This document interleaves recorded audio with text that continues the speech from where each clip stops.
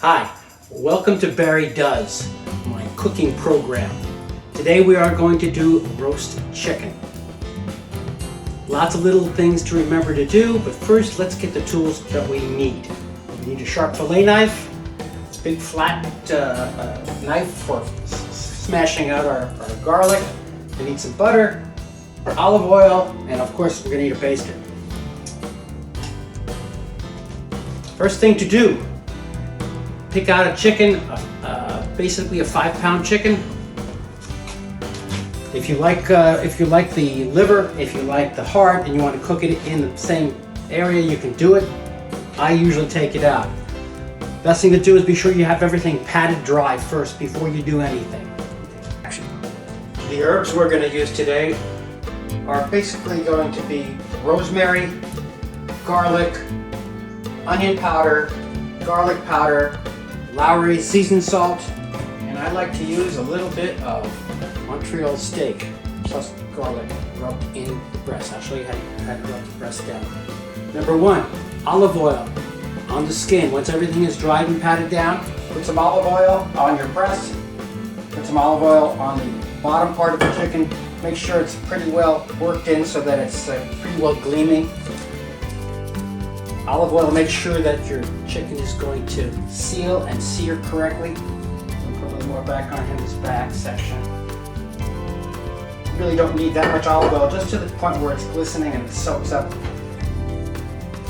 all the olive oil. First, we should put in some aluminum foil, heavy-duty aluminum foil in our baking dish. This looks to be about a 9 by 13 or 10 by 15 baking pan. I like to use heavy-duty aluminum foil on the bottom, and then I'll be covering the top.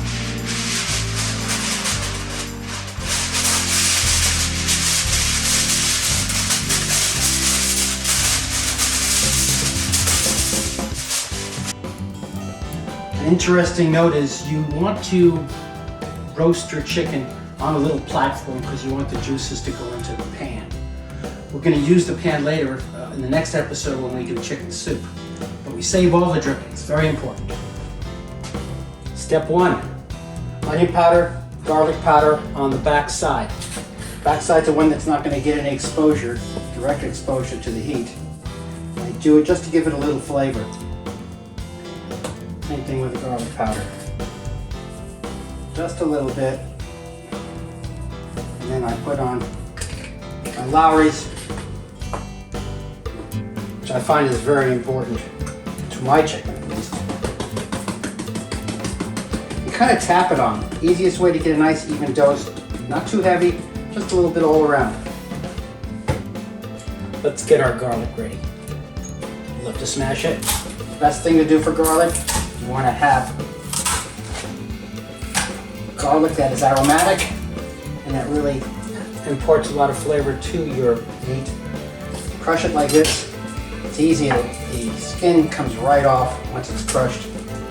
Makes it quite easy. And I will take some chunks and put it into the body cavity, and the rest I will chop up into small pieces, and I will spread it out around the top and also under the breast. I'll show you how to prepare the breast in a little bit. First we put into the body cavity some chopped garlic, and we'll put in a couple of rosemary twigs. You can also use a couple of other herbs if you wish. It's up to you. I prefer rosemary. That's my go-to herb. A little secret here when we're preparing the breast and to stuff the breast is to take your rosemary and chop it into fine little parts. Same thing with the garlic, and then we'll add a pat of butter or 2 pats of butter to underneath the breast, and I'll show you how to do that too. One of the things you really want to do is you want to go under the skin, and there's a little membrane under the skin that you really have to cut and widen so you can actually get your finger in there and put in the rosemary and the butter. So you have to have an open passageway underneath there to do it. With me, I always use a little bit of rosemary, stick it underneath and as far up as I can. Same thing, both sides.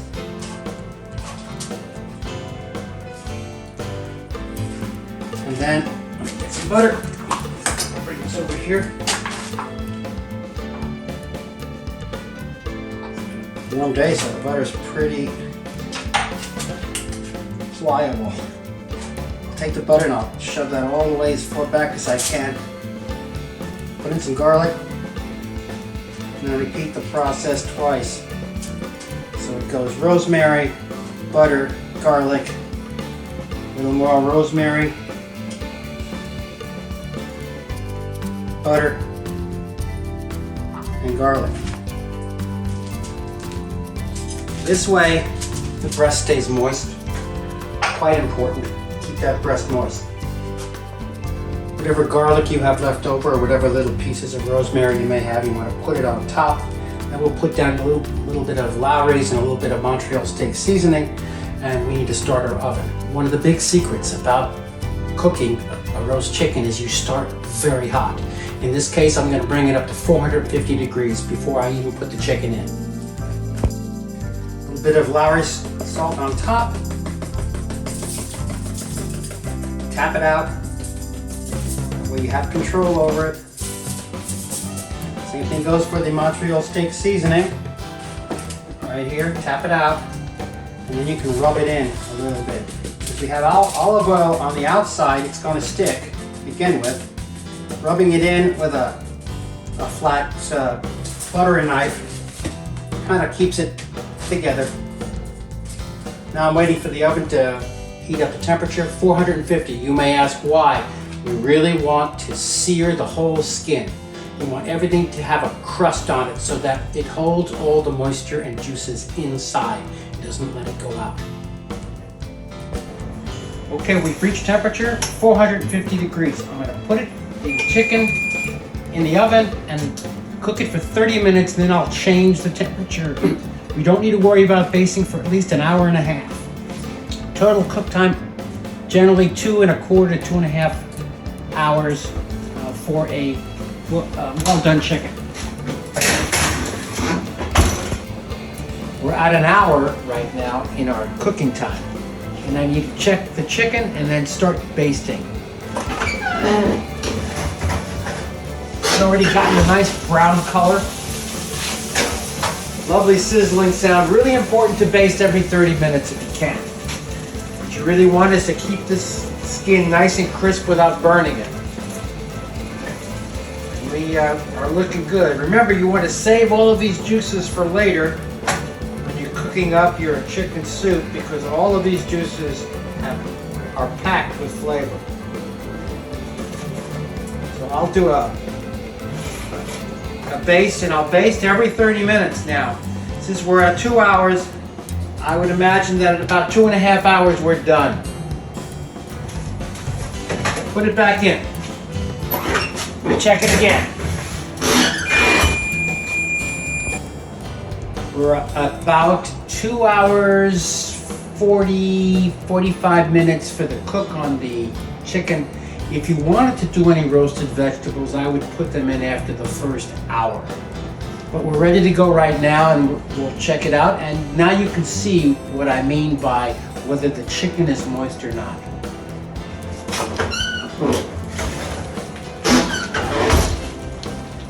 That's what we have right there. We have those juices. Remember to save those juices. We're going to be doing chicken soup next. I'm going to give it one more baste before I put it on. Looks perfect. You can have perfect chicken every time if you do it this way.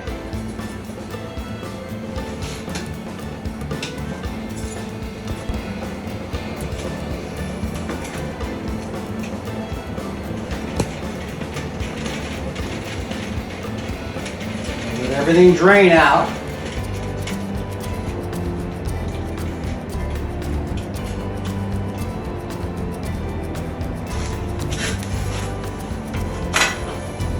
And let it rest. We'll give it 10 minutes of rest. Here are the juices. Save it. I put it into a little cup for holding. All this stuff is just great for flavor when you're cooking up your chicken soup. There's hardly any fat in this. And besides, if there's any fat, once you cool it down, you can always skim it off the top as it congeals. We're almost ready. Moment of truth, when you know that your chicken is ready and it is moist. What I like to do when I'm getting ready for my chicken soup is I will generally use the breast and cut the breast off for sandwiches or for whatever. Some people just like breast themselves. To me, my favorite cut is the thigh. But I'll cut this off at the joint, and then I'll cut a couple slices for you.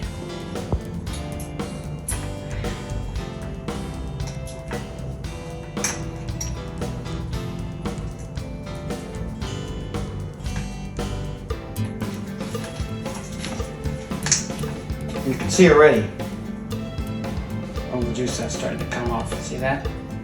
Right there. Same thing on this side.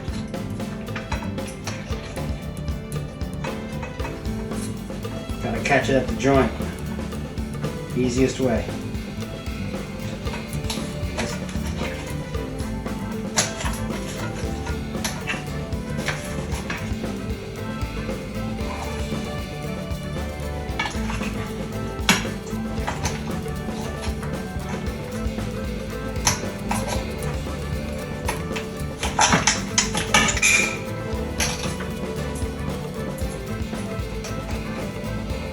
Chicken and thigh. My favorite part, skin. I love the skin. This is going to be half. Skin's the best. No problem. Okay. We'll slice a couple slices of breast. Main thing is to see how juicy it is. I'm gonna get my hand out of the way. How juicy it is. When water comes off of a chicken, it's done right. And that's how to cook roasted chicken.